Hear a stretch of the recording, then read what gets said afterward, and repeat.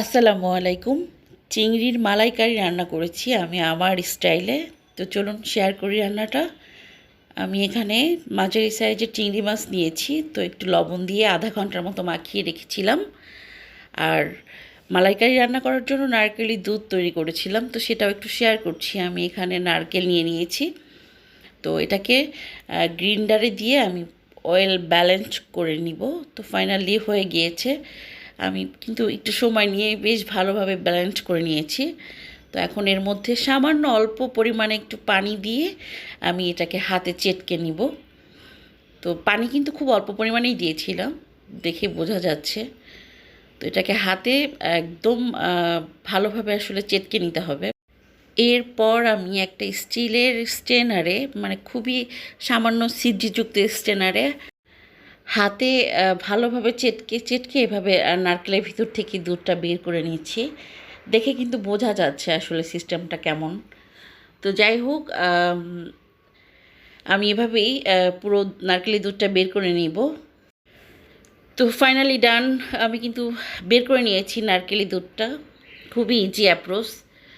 তো যাই হোক, শেয়ার করলাম। আশা করি সবাই এটা কম বেশি পারি আমরা করতে। তো যাই হোক, এখন আমি চুলা একটা কড়াই বসিয়ে দিয়েছি। তো আমি আমার স্বাদ মতো তেল অ্যাড করে দিলাম, রান্নার তেল।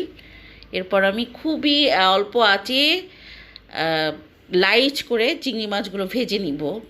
আমার একটু ভেজে নিলে আসলে আমার কাছে টেস্টটা ভালো লাগে।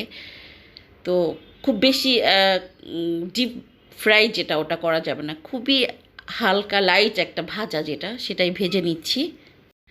চিংড়ির মালাইকারিটা মূলত এক একজন এক একভাবে রান্না করে। আসলে ব্যক্তিভেদে রান্নার স্টাইলটা আলাদা হবে, এটাই স্বাভাবিক। তো যার যার স্টাইলে সে সেই রান্না করবে। তো আমিও আমার মতো করেই রান্না করছি আর কি। তো যাই হোক, আমি এখানে চিংড়ি মাছগুলোকে হালকা করে ভেজে তুলে নিচ্ছি। আমি সব মাছগুলোকে দুই ব্যাচ করে ভেজে নিচ্ছি। তো ফাইনালি আমার কিন্তু ভাজা হয়ে গিয়েছে, আমি তুলে নিচ্ছি। খুবই লাইট একটা ভাজা।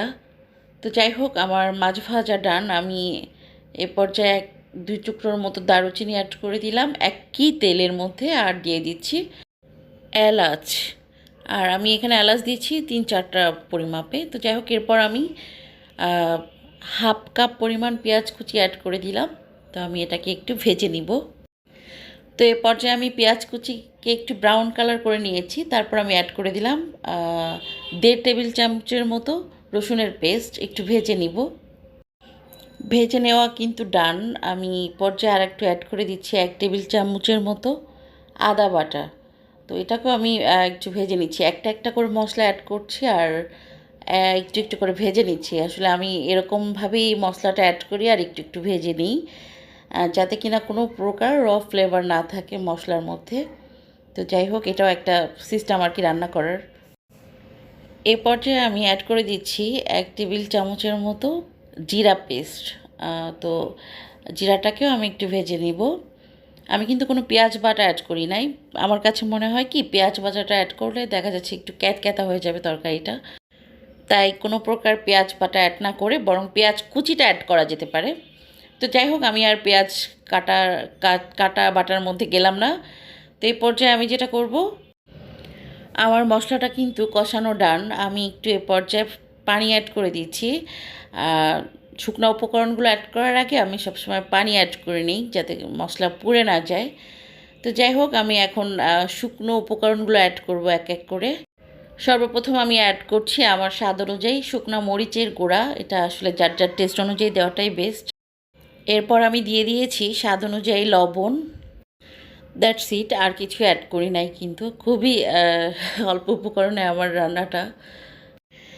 এরপর আমি পুরো মশলাটাকে বেশ ভালোভাবে কষিয়ে নিব, যাতে কোনো ফ্লেভার না থাকে। ফাইনালি আমার মশলা কষানো ডান। আমি কিন্তু অনেকক্ষণ কষিয়ে নিয়েছি, তেলটা ভেসে উঠেছে। তো এর পর্যায়ে আমি মাছগুলো অ্যাড করে দিব। মাছগুলো অ্যাড করে পুরো মশলাটা যাতে মাছের মধ্যে ঢুকে যায়, একটু নেড়ে চেড়ে বেশ ভালোভাবে মাছ আর মশলা কষিয়ে নিব।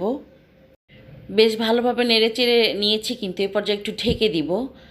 তো আমি এভাবেই মশলার মধ্যে মাছটাকে একটু বেশ ভালোভাবে কষিয়ে নিয়েছি, কোনো প্রকার পানি অ্যাড না করে।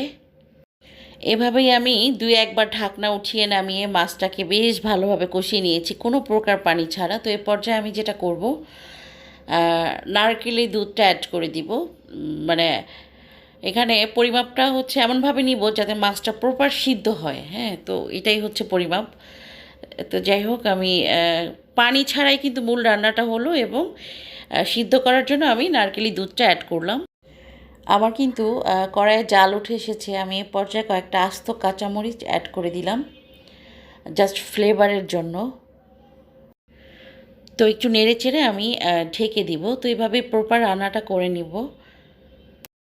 এভাবেই আমি কয়েকবার ঢাকনাটা উঠিয়ে নামিয়ে বারবার নেড়ে দিচ্ছিলাম যাতে নিচ থেকে লেগে না যায়, আর ঝোলটাও কমিয়ে নিচ্ছিলাম। তো এভাবেই রান্না করে নিচ্ছিলাম আর কি। প্রপার ব্যালেন্সের জন্য আমি নামানোর আগ মুহূর্তে ২ চা চামচের মতো চিনি অ্যাড করেছিলাম, যাতে ঠিকঠাক ব্যালেন্স হয় আর কি। তো যাই হোক, একটু নেড়েচেড়ে দিচ্ছিলাম বারবার, কারণ নিচ থেকে যেন কোনো মতেই লেগে না যায়। তো এই ছিল চেষ্টা। আমি কোনো ঝোল রাখবো না, এর জন্য পুরো ঝোলটা টানিয়ে নিচ্ছিলাম। তো ফাইনালি আমার রান্না কিন্তু হয়ে গিয়েছে। তো পর্যায়ে আমি নামিয়ে ফেলবো। আমি একটু আমার চিংড়ির মালাইকারির ফাইনাল লুকটা দেখিয়ে দিচ্ছি। ভীষণ মজা হয়েছিল কিন্তু। ঘরে থাকা অল্প উপকরণ দিয়েই কিন্তু আমরা এভাবে রান্না করে নিতে পারি। তো যাই হোক, আমি একটু পরিবেশন করেছিলাম। তো ফাইনাল লুকটা একটু দেখিয়ে দিলাম। ধন্যবাদ সবাইকে।